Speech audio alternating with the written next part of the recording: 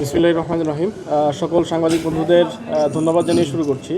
আপনারা জানেন যে গতকাল যে প্রজ্ঞাপনটা জারি করা হয়েছিল, সেই প্রজ্ঞাপনের উপর প্রজ্ঞাপনকে কেন্দ্র করে যে সমস্যাগুলো তৈরি হয়েছে সেগুলো নিয়ে আমরা কথা বলার জন্য এসেছিলাম। মূলত আমরা বারবার বলে এসেছি যে বাংলাদেশ এখন একটা ডেমোক্রেটিক ট্রানজিশনের ভেতর দিয়ে যাওয়ার কথা, অর্থাৎ গণতান্ত্রিক যে সমস্ত চর্চা সেই চর্চাগুলো হওয়ার কথা।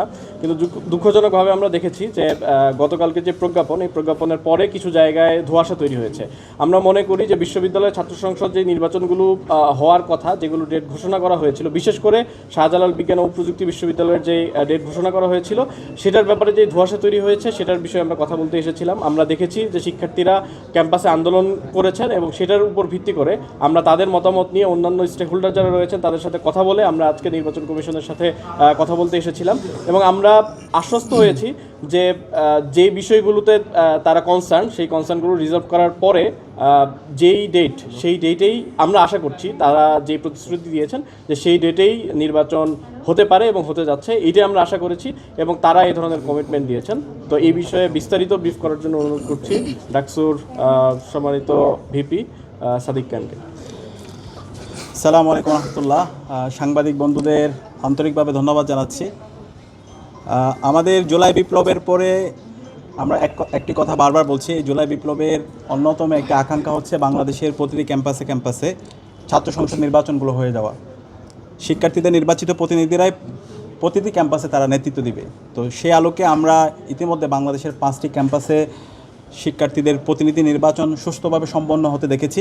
ইতিমধ্যে ঢাকা বিশ্ববিদ্যালয় কেন্দ্রীয় ছাত্র সংসদ ডাকসু, জাকসু, চাকসু, রাকসু এবং সর্বশেষ যোগসু নির্বাচন সুষ্ঠুভাবে সম্পন্ন হয়েছে এবং এই নির্বাচনের মাধ্যমে বাংলাদেশের প্রত্যেকটা প্রান্তরে আমরা চমৎকার কিছু বার্তা দিতে পেরেছি। গণতান্ত্রিক চর্চাটা কেমন হওয়া উচিত, আমাদের প্রার্থীদের মধ্যে পলিসি ডিবেট হয়েছে, ডায়ালগ হয়েছে, কেমন ক্যাম্পাস তারা বিনির্মাণ করতে চায়, বাংলাদেশ নিয়ে তাদের স্বপ্ন কী, তাদের ভাবনা কী, সেগুলো তারা পরিষ্কার করেছে এবং সারা দেশব্যাপী একটা ঐক্যবদ্ধ বাংলাদেশের প্রতিচ্ছবি আমরা এই নির্বাচনের মাধ্যমে দেখতে পেয়েছি। তো এই নির্বাচন যে ঢেউ, সেই ঢেউ আমরা প্রত্যাশা করেছিলাম বাংলাদেশের প্রতিটি ক্যাম্পাসে সে নির্বাচনের যে তারিখ, সে তারিখটা ঘোষণা হবে এবং সে আলোকে কিছু ক্যাম্পাসের তারিখ ঘোষণা হয়েছে। আপনারা জানেন শাহজালাল বিজ্ঞান ও প্রযুক্তি বিশ্ববিদ্যালয়ের নির্বাচনের যে তারিখ দেওয়া হয়েছিল 20 জানুয়ারি এবং বেগম রোকেয়া বিশ্ববিদ্যালয়ের নির্বাচন তারিখ দেওয়া হয়েছিল।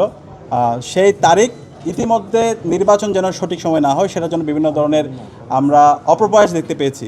গতকালকে একটি প্রজ্ঞাপন হয়েছে, সেই প্রজ্ঞাপনের উপর ভিত্তি করে নির্বাচন বন্ধ করার জন্য আমরা অপপ্রয়াস দেখতে পেয়েছি এবং এই অপপ্রয়াস দেখার সাথে সাথে আমরা গভর্নমেন্টের যারা অংশীজন আছে তাদের সাথে আমরা যোগাযোগ করেছি। শাহজালাল বিজ্ঞান প্রযুক্তি বিশ্ববিদ্যালয়ের ভিসি থেকে শুরু করে প্রশাসনের সাথে আমরা কথা বলেছি এবং আজকে সর্বশেষ নির্বাচন কমিশন এসেছি। আজকে নির্বাচন কমিশনার এবং সচিবের সাথে আমাদের ফলপ্রসূ আলাপ হয়েছে। আমরা আমাদের কনসার্নগুলো জানিয়েছি। আমরা বলেছি নির্বাচন হবে আগামী মাসের 12 ফেব্রুয়ারি আর শাহজালাল বিজ্ঞান ও প্রযুক্তি বিশ্ববিদ্যালয়ের নির্বাচন হবে 20 জানুয়ারি। 3 সপ্তাহ বাকি আছে। এই 3 সপ্তাহ আগে এই ধরনের নিরাপত্তার অজুহাত দেখিয়ে নির্বাচন বন্ধ করে দেওয়া, এটা কোনো ধরনের যৌক্তিক সিদ্ধান্ত হতে পারে না। এটা সম্পূর্ণ একটা অগণতান্ত্রিক সিদ্ধান্ত। শিক্ষার্থীদের নির্বাচিত প্রতিনিধিরা প্রতিটি ক্যাম্পাসে নেতৃত্ব দিবে। শিক্ষার্থীরা যাকে চায় সেই তাদের নেতা প্রতিনিধি হিসেবে সে নির্বাচিত হবে। সুতরাং এই ধরনের অগণতান্ত্রিক সিদ্ধান্ত ছাত্র সমাজ মেনে নেবে না এবং এই নির্বাচনে প্রায় 4 কোটি তরুণ। সুতরাং আপনারা এমন কোনো কাজ করবেন না, নির্বাচন কমিশন এমন কোনো কাজ করবেন না যার মাধ্যমে তরুণদের আপনাদের প্রতি আস্থাহীনতা তৈরি হয়। তো নির্বাচন কমিশনার আমাদেরকে আশ্বস্ত করেছেন, তিনি বলেছেন তারা যথাযথ ব্যবস্থা গ্রহণ করবে, সঠিক সময়ে যেন নির্বাচন হয় সেটার জন্য তারা ইতিমধ্যে ভিসি মহোদয়কে বলেছেন এবং যারা ওইখানে প্রার্থী আছে তাদেরকে বলেছেন তারা অ্যাপ্লিকেশন করলে এর প্রেক্ষিতে সামগ্রিক নিরাপত্তা নিশ্চিত করে সঠিক সময়ে যথাযথ সময়ে যেন নির্বাচন হয় এবং নির্বাচনের মাধ্যমে শিক্ষার্থীদের নির্বাচিত প্রতিনিধি যেন মনোনীত হয় সেটার জন্য তারা কাজ করবে। তো আমরা তাদেরকে ধন্যবাদ জানিয়েছি। একই সাথে আমরা জানিয়েছি এই যে নির্বাচন 12 জানুয়ারি যে নির্বাচন হতে যাচ্ছে, নির্বাচনটি এটার দিকে সারা বাংলাদেশের সকল নাগরিকরা তাকিয়ে আছে, সারা বিশ্বব্যাপী তাকিয়ে আছে।